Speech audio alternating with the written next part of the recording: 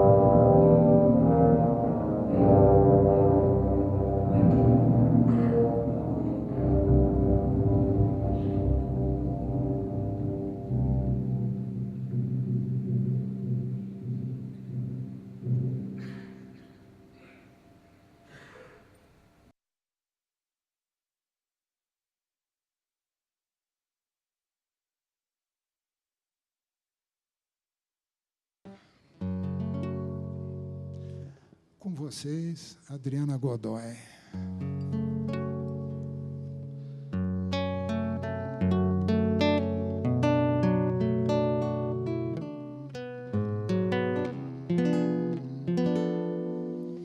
Vê, tua tristeza não é de amar. Vem que a beleza pode acabar. E é só no amor que o amor vai chegar.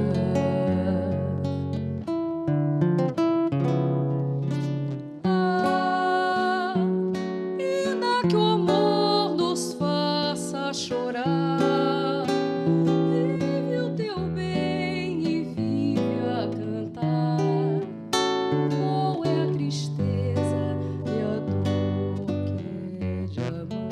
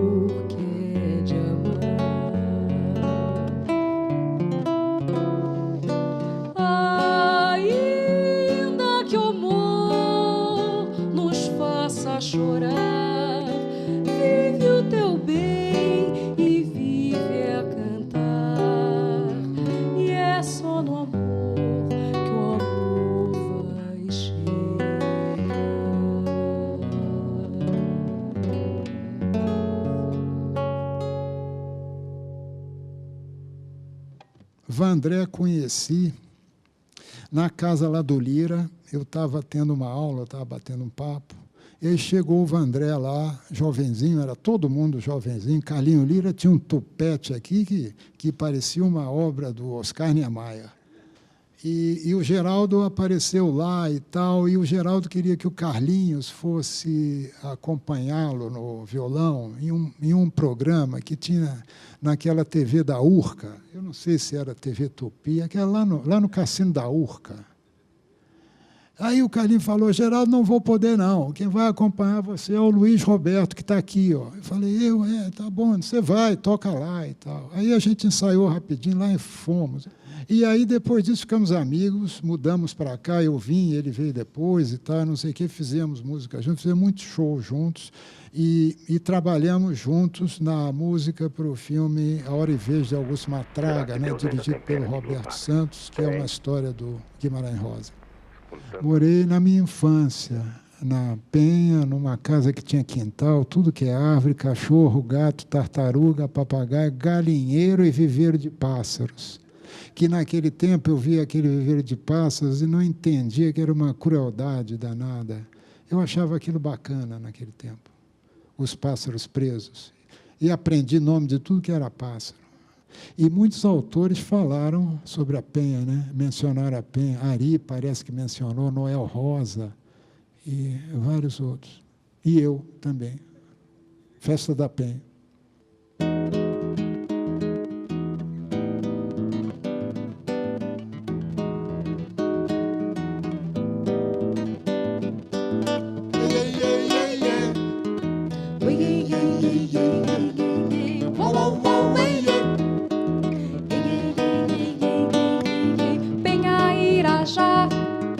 Brasolaria, Cordovil, Inhamala, vem minha escola em passos mil, Ramos Paquetá, Canto do Rio, meu Brasil, tem Vila Isabel e tem Padre Miguel, Honório Gurgel, Penha, Ramos, infância na Mangueira, a vida ainda era brincadeira, eu não queria te deixar. Zona Sul, mar azul e volta e meia, tanta beleza pela areia que eu nem sonhava encontrar. Mas você lá se foi toda fagueira, pro mundo eu fiquei na beira da praia do quebra-mar. Tempo passa e não passa a tua graça, brejeira, e por mais que eu faça, só vejo você passar. Minha sina é sofrer sem dar bandeira, mas estrangeira a vida inteira, você não pode ser mais não. Roma, Paris, Nova York, coisa chique, chega de dar chilique, vem pro meu coração. Tóquio, Amsterdã e Moçambique, larga essa moda VIP, vem pro meu coração. Bom vai ser ter você de novo perto, te espero na pista, tudo certo, pegue logo esse avião. Bom vai ser ter você de novo perto, te espero na pista, tudo certo, pegue logo esse avião.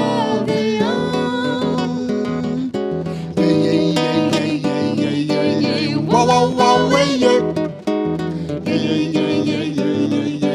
Uau, uau, uau, ei, ei.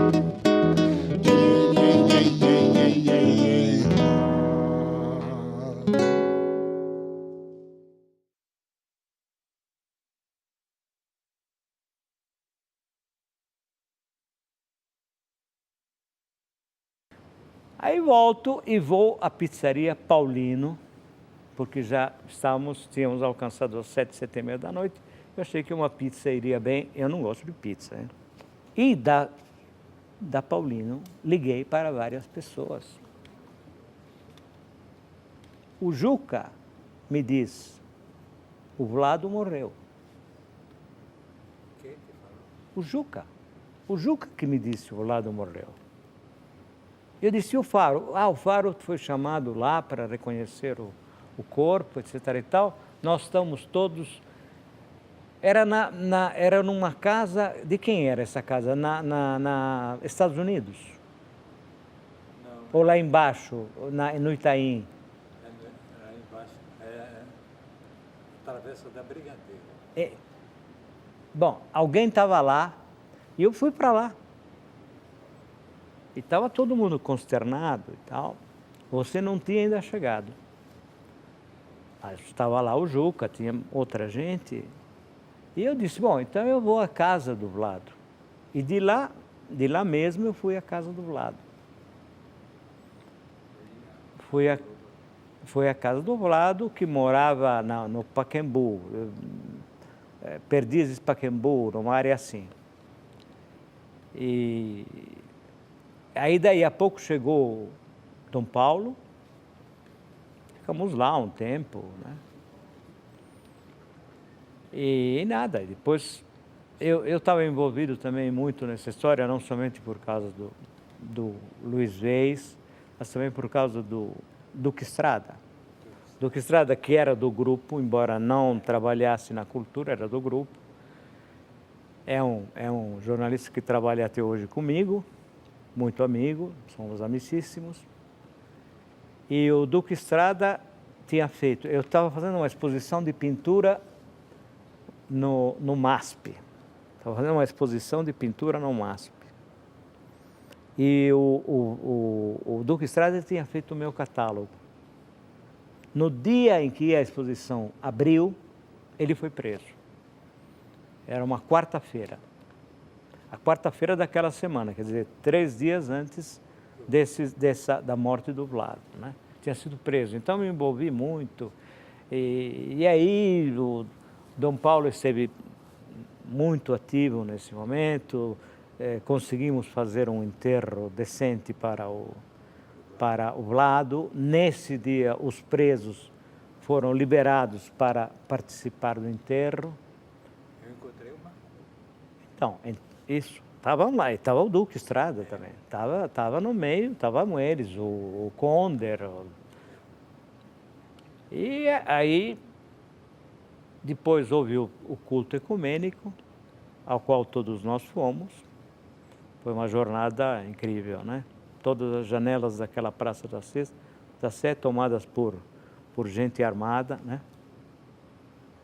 Mas no fundo, foi a primeira manifestação de resistência forte, né? Forte, realmente muito forte. Antes das diretas já. Bem, eu estabeleceria uma hierarquia para chegar às diretas já. Ou seja, começaria efetivamente por aquele culto ecumênico e por aquelas 15 mil pessoas que foram até a Praça da Sé. Apesar de todos os obstáculos colocados pelo caminho, pela ditadura, né? O trânsito em São Paulo ficou um delírio, né? E teve muita gente que foi a pé. O segundo momento, a meu ver, muito importante, antes das diretas já, é a demonstrar uma vitalidade da nação, ou pelo menos de uma porção consistente do povo brasileiro, são as greves em São Bernardo do Campo, que é um movimento civil muito importante, e é o movimento que forma Lula, né? Lula forma-se aí. O presidente do sindicato dos metalúrgicos de São Bernardo e Diadema. E as greves 78, 79 e 80, a de 80 culmina com a prisão de Lula, né? Enquadrado na Lei de Segurança Nacional. E esse é um movimento extraordinariamente importante para essa caminhada em busca de uma manifestação popular que dissesse com clareza que o povo não queria mais a ditadura. E aí vem efetivamente as diretas já, que começam assim na surdina, no fim de 83 ainda, Ulisses Guimarães e o Montoro um dia me chamam e dizem: fala com o Lula que ele tem que participar. Eu disse: mas ele vai participar. Não, fala. Aí liguei para o Lula e combinamos um almoço no Dom Fabrício. Era dia 5 de janeiro de 84. 5 de janeiro. E fomos. Tinha um meu amigo, jornalista italiano, grande repórter, infelizmente falecido, amigo fraterno. Esse amigo, eu disse: olha, eu vou almoçar com o Lula, você quer vir também? E ele veio, foi comigo ao Dom Fabrício. E ficou impressionadíssimo, mais de certa forma comigo do que com o Lula. Ele achou que eu era realmente uma espécie de cardeal Richelieu, uma figura ainda mais parda que o cardeal Richelieu, mas muito poderosa, né? Eu tentei dissuadi-lo dessa ideia, mas ele não se convenceu. E aí eu disse para o Lula: Lula, estão me dizendo isso, eu sei que você vai participar. Ele disse: mas claro que eu vou participar, mas disse, não, e tal, pá, tudo bem. No dia 25, aniversário de São Paulo, na Praça da Sé, havia 500 mil pessoas. Depois o episódio repetiu-se no Rio, né? E foi realmente extraordinário, né? Extraordinária a manifestação. É um grande momento do povo brasileiro, um grande momento do país, né? Porque era uma clara demonstração e ninguém fugiu, e todo mundo estava lá, enfim, foi uma coisa muito tocante. Eu fiquei muito tocado pelo conjunto, embora eu tivesse vivido pessoalmente a Praça da Sé, e aí realmente fiquei emocionado mesmo, né? Porque era uma manifestação forte e clara e precisa, e juntando um pouco todo mundo, quer dizer, os aspirantes à liberdade e à igualdade. A igualdade, naturalmente, ficou nos propósitos.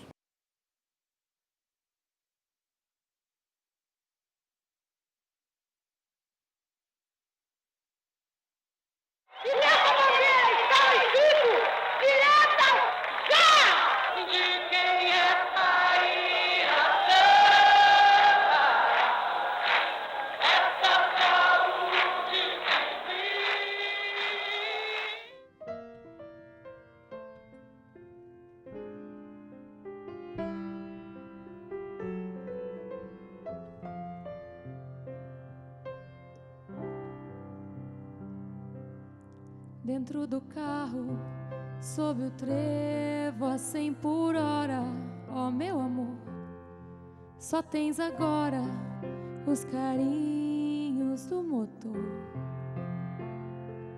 E no escritório onde eu trabalho e fico rico, quanto mais eu multiplico, diminui o meu amor.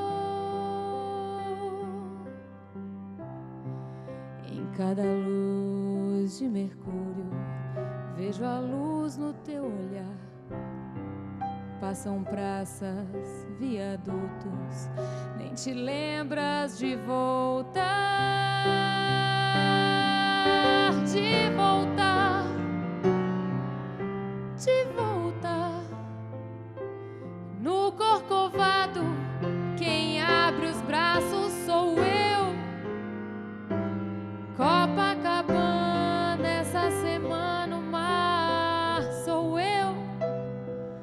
Como é perversa a juventude do meu coração, que só entende o que é cruel e o que é paixão.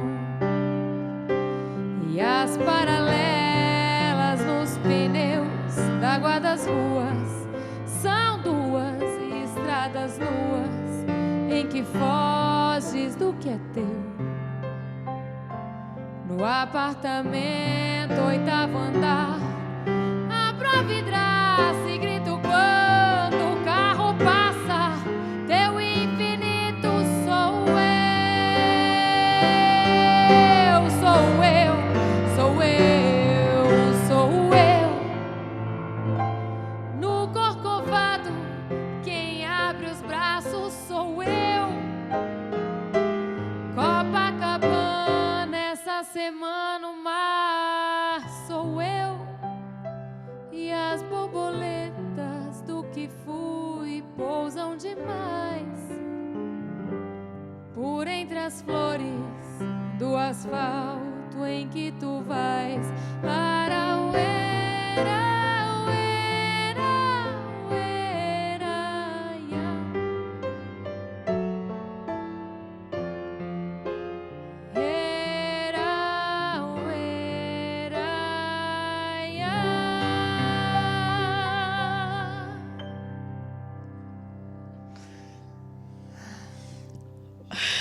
Sob medida. Difícil é cantar perto dela chorando, mas a gente consegue. E aí, a vida da gente é assim, meu bebê. Meu bebê. Ela é o próprio retrato do novo tempo brasileiro. Quando o Chico lançou eu canto desde sempre, né? Desde 9 anos, 10 de idade eu canto. A música, nunca pensei em ser Faz cantora. 10 anos. Hein? Faz 3 10 anos. 3 anos. 3. A música me possibilitou falar. Eu, por incrível que pareça, sou muito tímida. Eu falo demais, faço muito movimento, faço muita marola. Mas eu descobri os meus sentimentos cantando, as minhas emoções cantando. E eu queria fazer parte de um mundo mais interessante do que aquele meu mundo das crianças. E eu achava fantástico aquele povo tocando violão na minha casa. E a discussão política, a mesa posta. E aí, ouvindo tudo que se tocava, Dolores Duran, Maísa, de repente aparece um cara absolutamente lindo, com aqueles olhos verdes, com composições lindas. E aí foi o primeiro disco que eu comprei com uma mesada. Foi o primeiro disco do Chico pela RGE, né? Mas a primeira canção que eu gravei do Chico me foi dada em 80. Ele fazia um filme chamado... O Miguelzinho Faria fez um filme chamado República dos Assassinos. E a Sandra Brea gravava uma canção de nome Sob Medida. Serginho Carvalho trouxe para mim, eu regravei, depois Simone regravou também. Eu acho que é a música que toda mulher quer cantar, entendeu? E eu canto com Maricota agora. Sob medida. A tal da alma feminina safada, poderosa. Quem quiser que me compre, entendeu?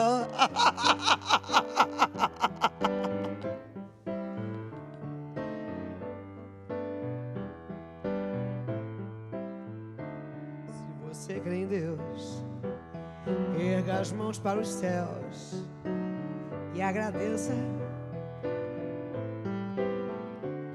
quando me cobiçou, sem querer acertou na cabeça.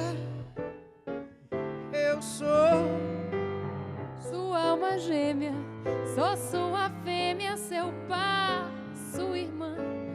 Eu sou seu incesto, sou igual a você. Eu nasci pra você, eu não presto, eu não presto.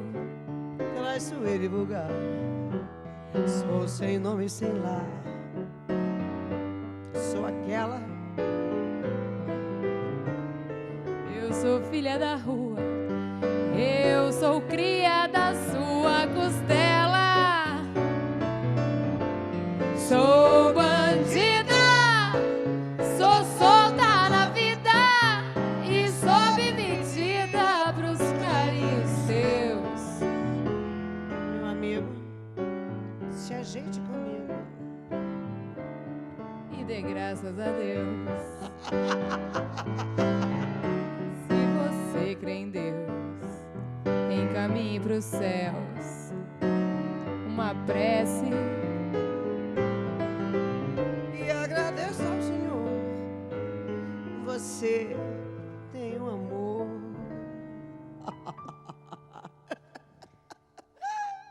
que merece.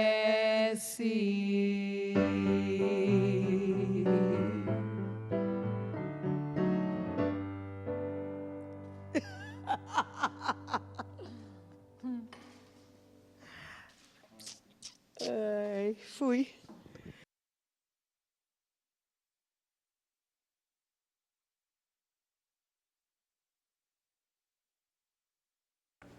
Nós vivemos num país em que nada pode ser planejado, porque as regras são mudadas na calada da noite. A minha família tinha uma organização financeira no Rio de Janeiro e eles queriam fazer um sucessor. Eu era um apaixonado, como sou até hoje, por aviação. Eu sou piloto, sou aviador e tinha prestado um concurso para a escola de aeronáutica, eu estava na academia, era cadete aviador, piloto de caça, deslumbrado com aquilo tudo, para desespero da minha mãe, que tinha ataques, ou simulava ataques cardíacos, porque o filho era... Enfim, essas histórias. E tanto fizeram que acabaram me conduzindo por um caminho que eu não queria, porque não gosto. E é tão simples. E hoje ouço exatamente o contrário por parte do meu próprio pai, que me diz, faça sempre aquilo que você gosta. Você vai correr o risco de não precisar trabalhar um único dia sequer da sua vida. Mas não foi esse tipo de atitude, esse tipo de comportamento que a minha família teve. Eu tive que entrar para a Faculdade Federal do Rio de Janeiro, né? A Universidade Federal do Rio de Janeiro, na época, era a Faculdade de Ciências Econômicas da Universidade do Brasil. As coisas tinham se mudado para Brasília, mas essas coisas continuavam no Rio. E fui estudar economia. Nessa época, meu pai era ministro plenipotenciário em Londres. E foi quando estouraram os Beatles. Eu acabei indo ver um filme do Richard Lester, que eu gostava de documentaristas, e achava que ele tinha um talento incrível. O que este louco foi fazer com esses 4 cabeludos alienados? Fui, conduzido pela minha namoradinha, que adorava os Beatles, entrei no cinema para dormir e para fazer a minha média com ela, e vi 3 sessões seguidas. Não que Richard Lester fosse, na verdade, o grande cineasta do universo na época. Para mim, que assinava Cahiers du Cinéma, que só gostava de Godard, de Cacquayanes, de Bergman, tudo bem ver um filme desse cineasta maravilhoso, documentarista, era um dever. Saí de lá perdidamente apaixonado pelos 4 caras. Aproveitando a história de que meu pai servia diplomaticamente em Londres, disse, pai, tem um grupo de músicos, a coisa tinha que ser meio assim. Só se ouvia música elisabetana ou barroca em casa, então tinha que dizer isso. Ou jazz, então, eventualmente bossa nova. Ele disse, não, vou descobrir e trago. Não precisa descobrir, qualquer lugar tem. Como é o nome? The Beatles. Tá, eu trago. E trouxe. E eu comecei a me envolver de forma mais do que afetiva com esses 4 músicos. E, por força disso, conheci um grupo musical, uma banda cover, chamada Brazilian Beatles. Claro, ficaram muito amigos, porque os discos demoravam muito a chegar. Um disco de vinil de grande sucesso demorava de 6 meses a 1 ano para entrar no Brasil. E aí, chegava antes, a gente fechava os olhos, ouvia os Beatles cantando. Não, era o Brazilian Beatles. Era espetacular. E um dia, eu fui assistir um mingau. Lá no Rio, mingau seria a matinê, que se chama aqui em São Paulo. Que era o seguinte, aquelas casas noturnas, aquelas boates do Beco das Garrafas, que por incrível ironia foi onde eu comecei, não tinha só bossa nova. Existia também a prática de rock de garagem, de banda de garagem, aos domingos, às 2 horas da tarde. A gente chegava um pouco mais cedo da praia, era de 2 às 8. Nunca acabou às 8, sempre às 10, 11 da noite. Mas não podia bebida alcoólica e tal, e a garotada toda ia para lá, com suas namoradinhas e tal. Num desses dias, um deles me chamou no palco, dizendo que eu ensaiava com eles, que eu cantava muito bem, que era uma maravilha, que isso, que aquilo, que meu pai trazia os discos de Londres. Canta, canta, eu tinha amigo, canta, canta, canta. E eu fui embora, saí. Me arrastaram, me trouxeram da rua do Vivier, me jogaram lá dentro do palco, eu tremia como vara verde. E comecei a cantar uma música chamada You've Got to Hide Your Love Away, de um filme chamado Help, que ninguém sabia nem o que era isso. E fui aplaudido, me senti um astro. Aquela coisa boa, os amigos todos, oh, legal. Quando desci a escadinha de um palco que não era tão alto assim, um jovem talentoso, diretor de gravadora, um diretor artístico, lá estava. Chamava-se João Araújo. E o João me fez uma proposta, simples assim. E aí, menino, vamos gravar um disco? Eu disse, você enlouqueceu, minha família me mata. Minha tia-avó me enforca de cabeça para baixo na Praça 15. Ele disse, quem? Fulana? Irmã de Beltrana? Primo de Cicrano? No Rio são 10 famílias. E todas se conhecem. Essa coisa de degradação que existe hoje, na cidade de meu berço, ainda, de certa forma, conserva um ranço antigo. As famílias conservadoras, que é o caso da minha, os caras vivem no século XIX. Naquela época viviam até na época do Império. Tudo mudado, ninguém ia para lugar nenhum, a não ser para casa de um para casa do outro, e era esse tipo de coisa, um círculo pequeno. Então todos se conheciam. E ele me convenceu, João, que eu ia gravar um disco para fazer uma experiência. Não, você como fala inglês, você grava uma música em inglês e a outra você grava em português. Vamos ver como é que fica melhor. E o idiota aqui acreditou que alguém ia fazer, uma gravadora ia fazer um disco para ninguém ouvir, uma experiência. Já estava trabalhando no Banco da Família, era diretor adjunto, não tinha um conto de réis no bolso. Se um carro batesse em mim, ele se espatifava, tão duro que eu era. Mas eu tinha um terninho bem cortado, o cabelinho arrumado e tal, e ia trabalhar. Diretor adjunto, imagina. Mas eu tinha um carrinho, eu ganhei um carrinho, era um MG, e tinha rádio. Aí eu estou voltando, um dia, raramente eu ia de carro, não tinha dinheiro para gasolina. Eu ia sempre de lotação. Nesse dia eu estou voltando, quando cheguei ali em Botafogo, antes de entrar no túnel, eu estava ouvindo uma Rádio Tamoio, não existe mais, mas era a referência da garotada na época. O programa chamava-se Disco Estrelinha, o disco que começa a brilhar.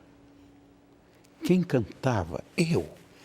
A minha perna começou a tremer, eu perdi o controle, eu encostei no meio-fio, ou guia, como se fala aqui, e esperei passar a música. Eu fiquei enlevado.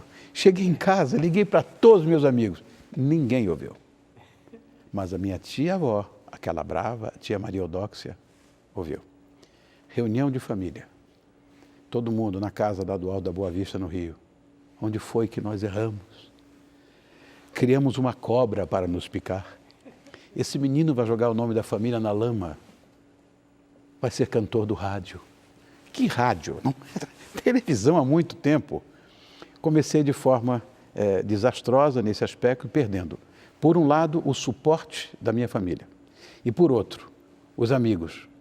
Eu era um traidor da causa, eu era um alienado, a minha música não tinha nenhuma mensagem social, era rock and roll vagabundo, importado de cabeludos ingleses, onde os instrumentos eram elétricos, não tinha escolha.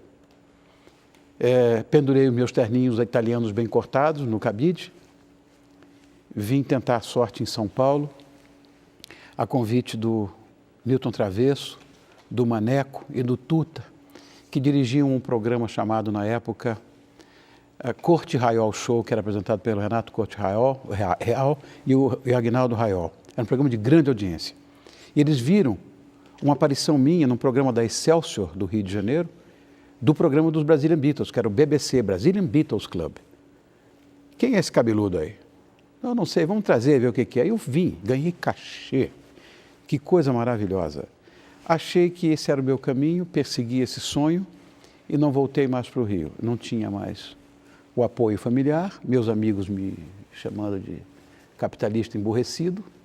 Eu estava destroçado emocionalmente, aqui fiquei. E a esta cidade eu devo praticamente tudo. Não no sentido material, no sentido emocional muito mais forte.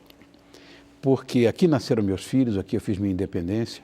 E a primeira coisa que providenciei assim que consegui algum recurso financeiro, primeiro mandar o extrato de conta corrente para minha tia-avó, porque essa linguagem eles entendiam. Estavam com tudo penhorado. As grandes tapeçarias flamengas do século XVII, os grandes gobelins, tudo penhorado, os tapetes de coleção, as peças de arte. Mas essa linguagem eles entendiam, não perdi uma pose. Mas eu mostrei, olha, vulgar, artista popular, o que vocês quiserem, mas eu consegui. Esse foi um ato de desaforo que até hoje eu me arrependo. Não devia ter feito isso com ela, coitadinha. Mas fiz. E ela entendeu. E aqui em São Paulo eu encontrei de fato o caminho, mas de uma forma também muito complexa. Fui morar num lugar que eu não recomendo às pessoas que aqui chegam. Hoje chamam de Cracolândia. Na época era Praça Júlio Mesquita, num hotelzinho profundamente discutível. E fui morar lá, em frente ao Filé do Moraes, que era a referência aqui em São Paulo. Eu mal tinha para um sanduíche de mortadela. Talvez por isso o pobre menino rico tenha tanta paixão por mortadela hoje, porque teve que se envolver com aquele, e pão francês, porque teve que se envolver com aquela gastronomia também discutível. E hoje, envolvido que estou com gastronomia, com enologia, com essas coisas todas, ainda fico pensando naquela época e tenho esse apreço monumental pelo bom sanduíche de mortadela. Às vezes vou até o Mercadão para matar essa saudade. Mas uma coisa que me fez pensar seriamente, talvez por ter esse tipo de criação um pouco mais austera, mais conservadora, foi procurar ter sempre alguma coisa paralela a essa atividade.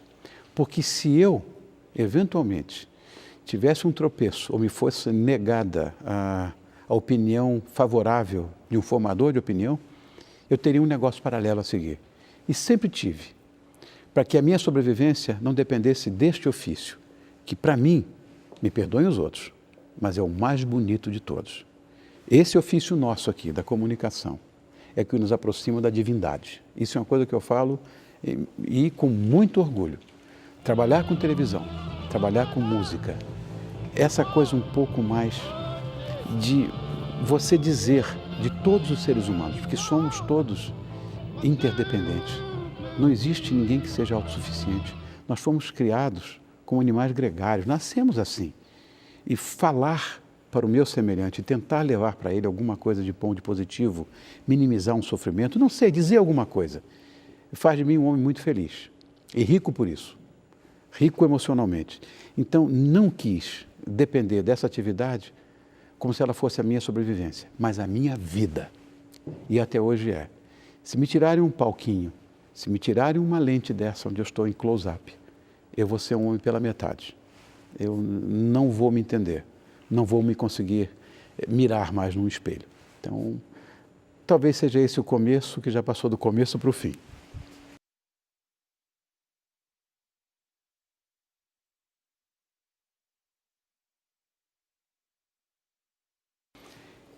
Esse tipo de comportamento, de atitude comportamental que hoje mudou da água para o vinho, talvez em função do meu programa de televisão hoje, ter sido transformado no queridinho dos formadores de opinião, porque é um programa simples, mas é um programa que fala de humanidade, exatamente como esse aqui.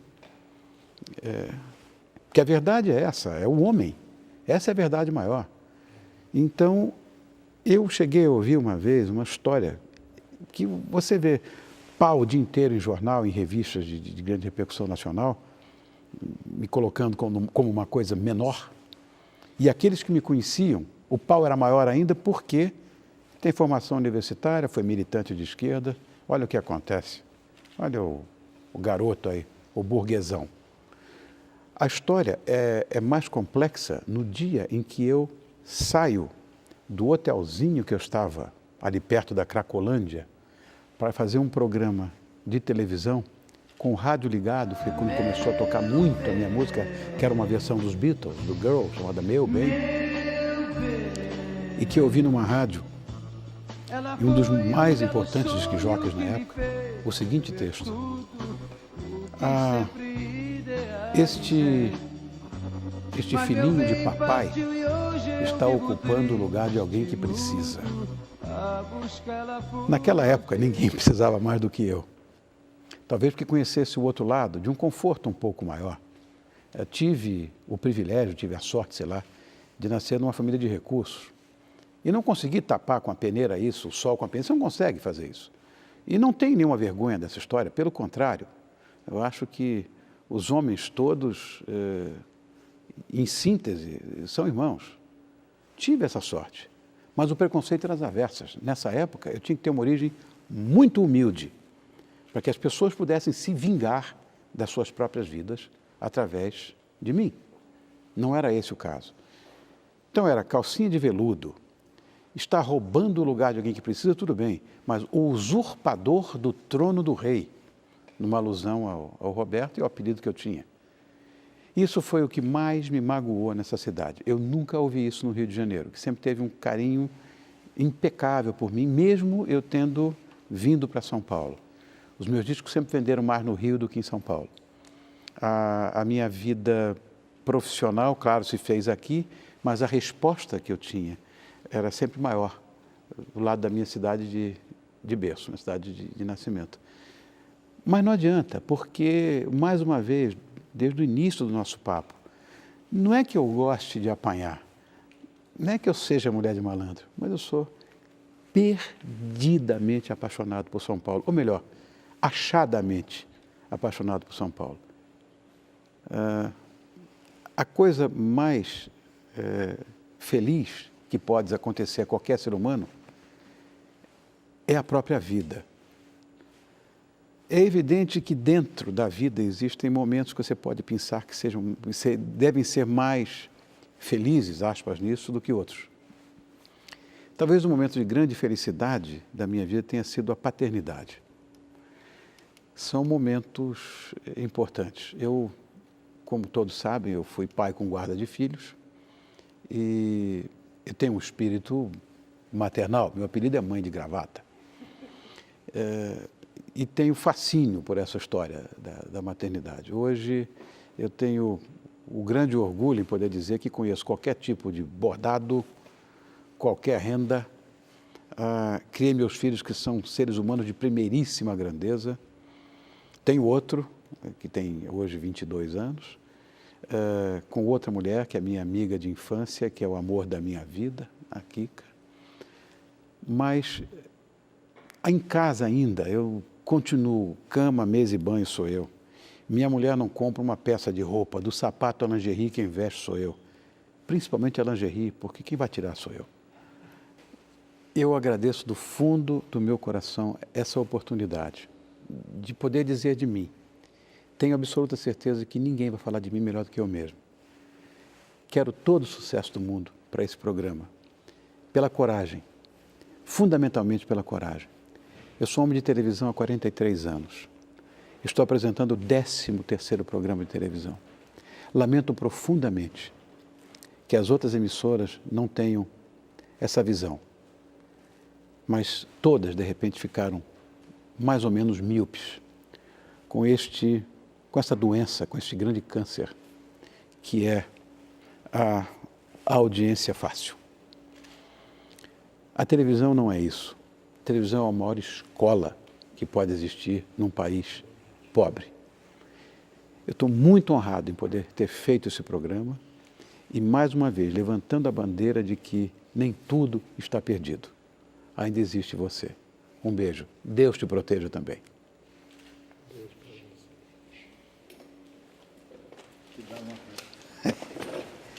E aí, baixinho? Bom, né? Baixo. Obrigado. Imagina, meu irmão.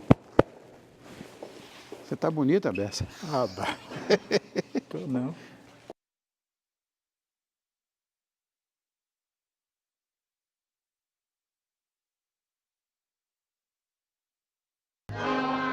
Happy New Year, friend.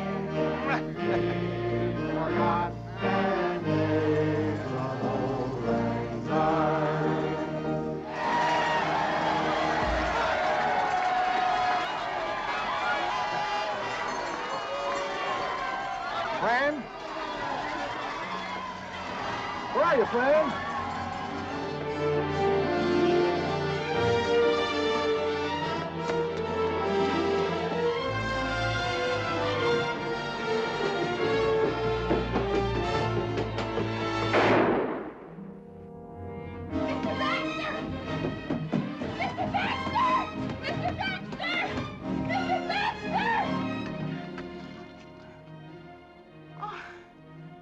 Are you all right? I'm fine. Are you sure? How's your knee? I'm fine all over. Mind if I come in? Of course not.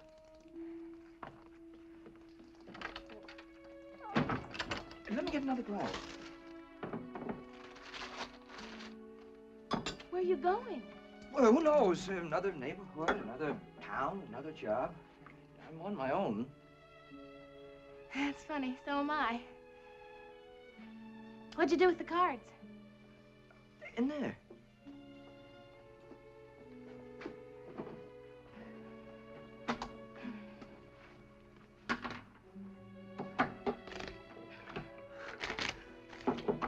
What about Mr. Sheldrake?